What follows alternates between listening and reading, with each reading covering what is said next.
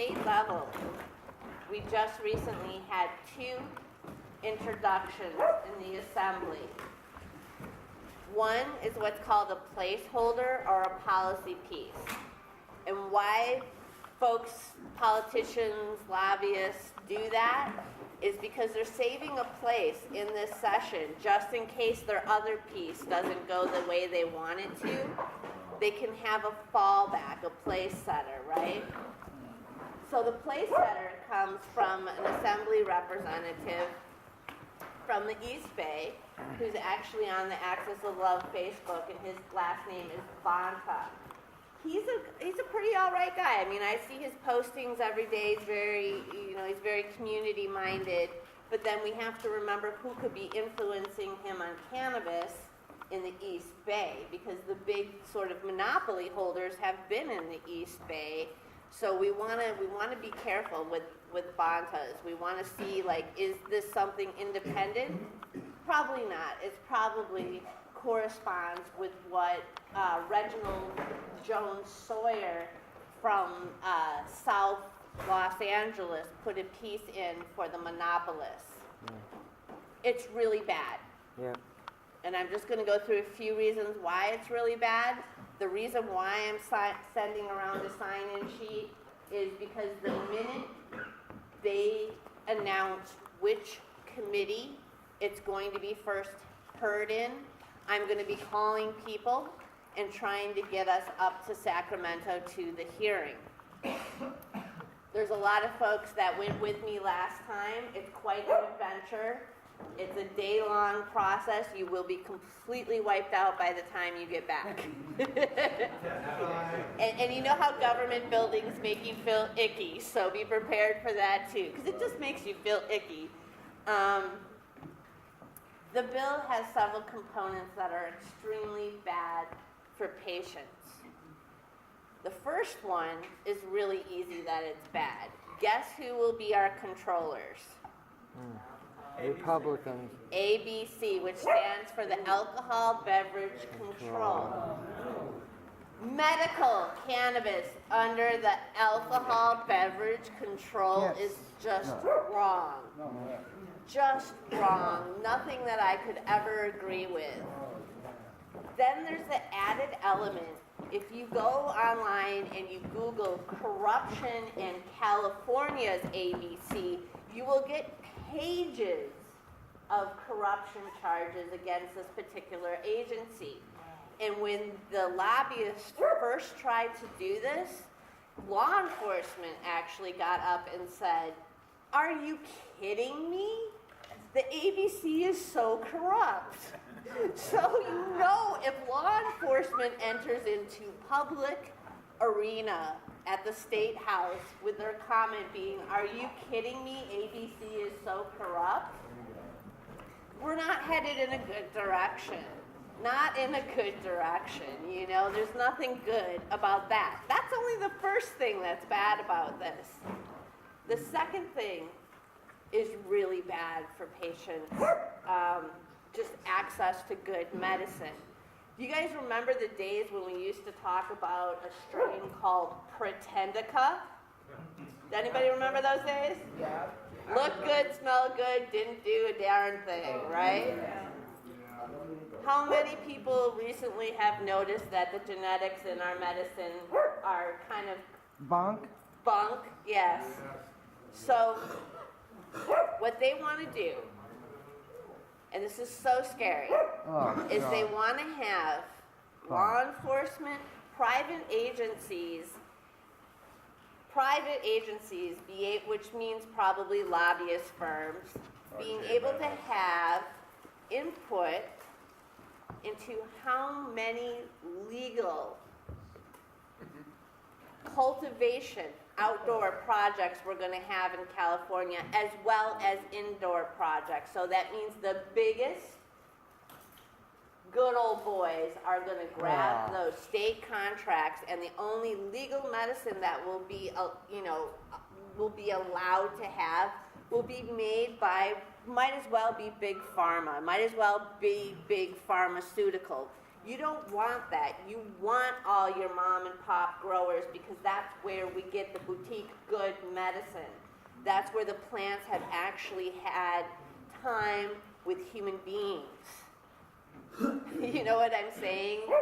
And so for patients, it's really bad because all we'll be able to legally get will be this factory medicine.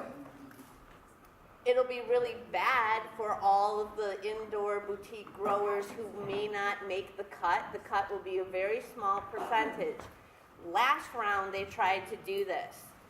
So I got on the phone to our health department and I said, please send me the information of how many legal registered cultivation projects do we have in the city of San Francisco. Now we have about 27 dispensaries.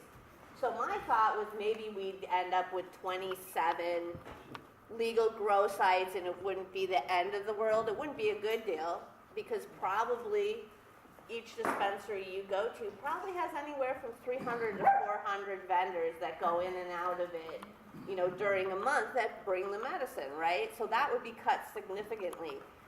Their response to me, the health department's response to me was, Shona, we only have 8 registered. So if they had gotten this bill through last time, you would have 8 registered cultivation sites, 3 of which would be belonging to Spark. Anybody had the medicine from there? No. It sucks. Okay. I've never had it, but I know it does. So that would leave only 5 other independent sites. We don't know who those sites were, but still, that's really unfair to you guys. We need good medicine, especially if we're in pain. You know, you don't want to go and spend your last, I'm going to say $45 on an eighth, but I know that many eighths are much more than that. But let's say it's your last $45. It looked good, it smelled good, you got it home, and it did nothing. So it makes no sense to put a cap on cultivation in California, especially because all these people right now are legal, they're law-abiding. So you got 2 really bad things going on. You got the ABC, and you got a cap on cultivation indoor and out, and then you have the dismantlement of what we call SB 420, which is how we are legally able to grow together. So that's how a lot of us that receive compassion get compassion, because we're in small collectives with our friends, with people that care about us, etc., who are able to give us some surplus medicine to share, you know, with our lives and make our lives better. They would make that only legal if you're just growing for yourself. So if you have one plant and you're just growing for yourself, or you have a primary caregiver. Now, a primary caregiver is not someone like me. It's not even someone like, there's almost nobody that fits that definition. You have to be providing housing. You really have to, unless you have a sick uncle or aunt at home who has cancer that you're taking care of on a daily basis and you're growing the medicine for them, then you're a caregiver, okay? By state definition, legally. So when you dismantle SB 420, that means that if this goes through, you know, and gets put in practice a year from now, this won't be happening. That means everything that you sign up for, that you get free medicine from, will not be happening. It will not be legal, especially if there's a limit on the number of permits that are available at the state level. Now, when I was talking to growers and other people this last week about this, they're very clear that what's going on is a monopoly play by the good old boys. They want to grab this market, they want to corner it, and they only want their names on it, and they want to make profits off of patients' backs, which also means that the price goes up, and the price should come down with regulation, you know? So this is a really scary bill, and it's called AB 26. And then it has some other components in it also that are kind of icky and gross. Before we go up to Sacramento, when I find out the date of when they're going to first hear this, and they entered it at the end of the session just so they can get it to its first committee in the first half of January when people are still traveling, they're not aware of what's going on. When I even talked to dispensary owners, just briefly about it, they had no idea. So it makes the small business owner, the patient advocate, the boutique grower, even the mid-sized farmer out of the loop, and they want to just pass it through real quickly. So we're going to try to catch it and stop it. And we were successful last time, and we hope that we'll be successful this time. There's also a media spin that they're doing on it that is wicked and wrong. What ASA is coming out with, and what David Downs, who's a writer for East Bay Express, I used to think he was cool. He's a total jerk. No. What they're saying is, oh, it's just like Tom Amiano's bill. No, it's not. What's in this bill is why Tom pulled his support with the rest of us last session. Tom did not sign on to a cap on cultivation across the state. Oh. He would not, that is the reason he pulled out last time. But yet they're saying to the media, oh, it's just a revision of what Tom entered. No, that's not true. And he was your representative. So, when people say, if you walking around, hear other patients at dispensaries, go to other patient meetings, and someone says, oh, don't worry about AB 26, it's just like Tom's bill. I'm counting on you to be the one to hold up and go, oh, no, it's not. Because they're going to limit cultivation. They're going to make not just hundreds, maybe thousands of legal growers now illegal because they want to corner the market. And it's wrong, it's crappy, boom. Then, on the congressional level, we had sort of a token piece that will, I think, it's a step in a good direction, went through this weekend, and it is the defunding of the DEA in the medical cannabis states.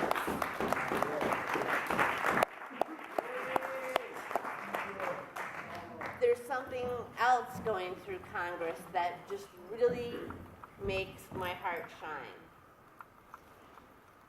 There's a bill to allow the Veterans Administration in medical cannabis states to be able to recommend medical cannabis to veterans. That's huge! That is huge! That is needed. That is what is so needed, and also it has an element of these doctors are employed by what part of our government? The federal part of our government, and they are going to be recommending cannabis for PTSD. We're not the first country that's done that. Israel is way ahead of us on that. They're already treating their combat veterans with medical cannabis. But at least we'll be, hopefully, one of the second countries to be like, gosh, sorry we put you through all that. Want to smoke a joint? Right?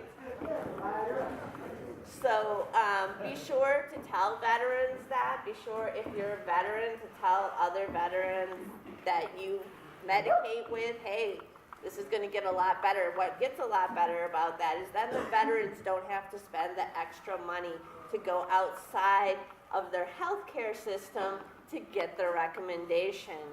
And unfortunately, a lot of our veterans don't have a lot of money, right? So, right? So there's really good stuff going on in Congress. There's really scary stuff going on in our state house. And then when we get down to here locally, so we went to Divinity Tree's appeals hearing, and they were not successful. They're not going to be able to move back into their prior location. And that's disappointing. It's going to be really hard for anybody that needs to relocate. To find a space in the green zone is very difficult. Very difficult. And then we also had Spark 2 denied by the Planning Commission. Yeah.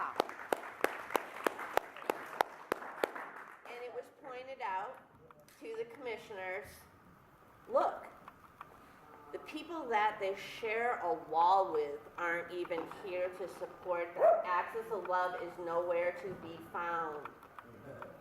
And the commissioners all took note of that. So sometimes being organized and together politically, it's also important what we don't show up for. So it was very, very interesting. I'm personally happy. I can't say that I've had a good time with these guys. They punched holes in our walls. They tried to flood our place a couple of years ago, did a good $6,000 worth of damage after we said that we weren't going to support Eric as the chair of our task force. We were going to go for Martin Olive from the Vapor Room, which would be the patient's choice to vote for. So I certainly was, even putting aside my own prejudices and voting with who I should vote with and who I was there to represent for the city, which was the city's patients. So that happened many moons ago. Nothing's been nice since then, and there's very few clubs that I would not recommend, but that would be one that I would not recommend. But the sad part about it is that it also was the neighborhood saying that they were saturated. And the interesting thing is that Eric and David Owen, who David Owen is either is still his romantic partner or was his romantic partner. He's a big shaker and mover behind the scenes in City Hall. And they felt very entitled and privileged, and they assumed, even though they shut down 5 other permits that were in line to be in that neighborhood, worked to block everyone so they could clear their territory, right? Very territorial, not much different than the crack dealer on the corner, right? Total territorial shit, Thugs. where 5 clubs that were en route to and had applications in. One of them was the Lucky Dragon, that some of us went in and gave testimony that they would be a welcomed part of it, and that we didn't support anti-clustering, that patients should have choices in every district. They shouldn't be just limited to a certain number in a district. But now we have the problem of now districts, neighborhood groups think that they can go into City Hall and say, we want 3. Nope, we only want 2. We want 3, we want 4. These are the only ones that we need. We've got 3, we don't need any more. You can't say we don't have safe access in this neighborhood. That's not what we want to have happen. So while it's kind of a bittersweet victory, right? Somebody that was really shitty, myself, didn't get a second permit, and I'm fine with that. That makes me happy, but what makes me sad is this whole idea that the neighborhood groups can choose how many dispensaries for each neighborhood, not the patients in the neighborhood. So we have to watch out for that. But we also have to watch the tricksters and what they're doing up in City Hall. You got to keep a good eye on these lobbyists because they're limiting your choices. They really are. So that's about it for my update. I don't know if anybody else has any information that they want to share. I just wanted to share a happy note that Please. It's been published that the Honorable John F. Kennedy, President, smoked cannabis, and his reasons were for lower back pain. And so the Commander-in-Chief, the highest law enforcement officer on the planet, decided and took action saying that cannabis had a medical benefit. Yeah. He's like a star witness for all the fraud you want to get compensated for 80 years of prohibition fraud, drug war fraud. He's like the star witness. He's going to call him a liar and say, Wow, I did not know that. Can you share that on my timeline? Anything?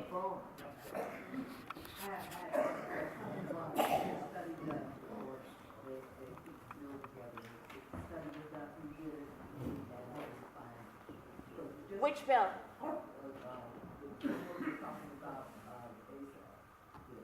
Oh, the AB 26? No, there's never, they're going to choose how many cultivation sites California needs by who their friends are. There's no study.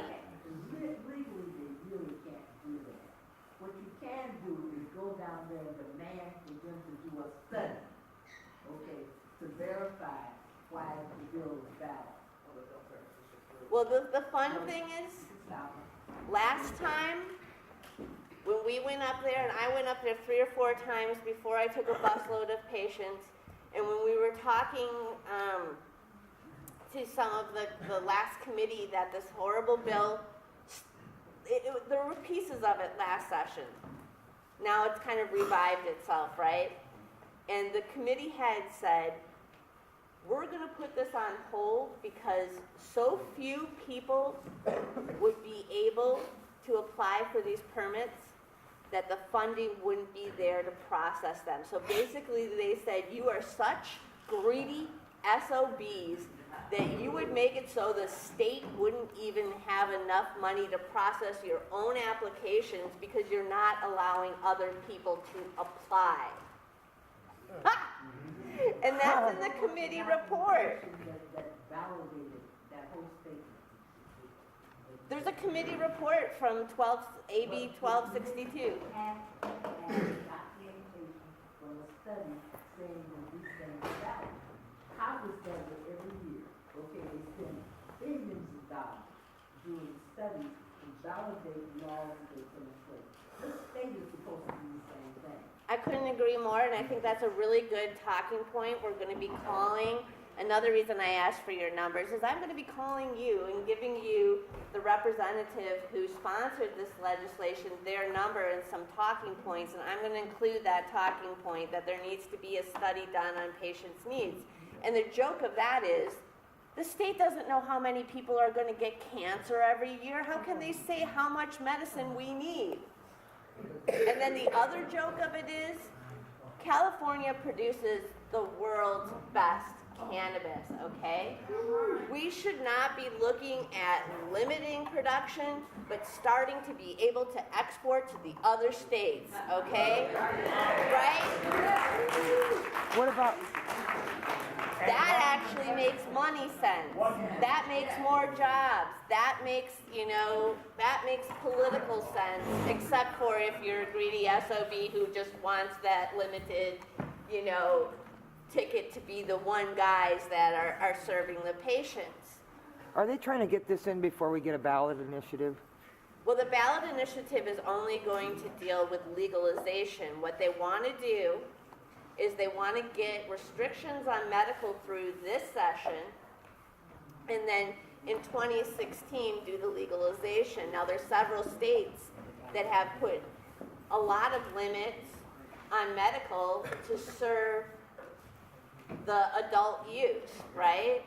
And what that means is that you lose a lot of abilities for patients to access their medicine, So I hope California doesn't go that way. I'll be so sad if we lose probably 80% of the production of outdoor cannabis and probably the same percentage in indoor. And then I'd also hate to see the fact that patients want good medicine. If you're in pain, you're going to go to an underground market, somebody who couldn't afford that permit, to get that good medicine, because why should we waste our money on medicine that doesn't help us? So they're pushing us back to the underground. And yes, they're criminalizing people that have already been sort of liberated or freed from that. Yeah, the bad old days when people were getting mugged at the Lotus Park for buying liquor bags and shit. Some people, they don't have enough to deal with. They gotta go. We need safe access to good, quality, affordable herbs. Couldn't agree more with Psychic Frank. And we also need decriminalization, and part of each piece of legislation has little introduction points and intentions. And part of the intention of this legislation comes from law enforcement, and they say they have a real hard time arresting people for cannabis, and they want to be able to have this black and white, zone where there's no gray area. They should not be even entering the conversation of, well, it's made it darn hard for us to arrest anybody. That's how they're entering this conversation, you guys, and I'm not kidding you. And they're not entering it alone, they're entering it with lobbyists for wealthy clients who want their competitors in jail. So they're saying, oh, well, I own this permit, so you are a criminal. All those guys are paying the lobbyists to go in there and slit the throat of people that grow good medicine, have good ethical practices with sharing medicine with people that can't afford it. And it's really sad, you guys. And I hope you all take and go out there as patient advocates and tell other patients what's going on, because it's going to be real grim if they get this through. Really bad. Really, really bad. I can't let them. We need regulations. We just don't need any excuses to arrest people, that aren't doing things that are harmful. And people that are already doing things that are legal. Because you see what I'm saying? Like a whole bunch of growers in San Francisco in the Bay Area would become illegal because they're going to limit how many permits they have. So if your grower isn't knowledgeable about getting their lobbyist in the door and doesn't have tens of thousands of dollars to get that lobbyist in the door because they're growing cannabis and spending their money on growing cannabis and good cannabis, those are the folks we're going to lose. And we can't lose that. I need my medicine. How about you? Yeah, totally. Yes, yes. Indeed. So, that about, Let go. James? I just want to flashback to ACE's early meetings, when they hired their first lobbyist. And I won't go into detail, but we basically were not allowed to question the guy, even though we were told there was going to be a question and answer session. He was real flashy. My question would goes to everybody, some of us might want to check him out and look a little closer at these lobbyists, who they are, and who's paying them as well, in addition to their clients. I mean, we all I know a lot of transparency needs to happen about who's paying the lobbyists that are currently in the back room with the state government saying that this law will work. We need that transparency, and that's another thing we need to ask for when I call you and tell you to call the office. That's another great talking point. I'd like to know who was at the table promoting this legislation. I'd like to know which lobbying firms, who, etc. I think that's a great question for a citizen lobby to ask.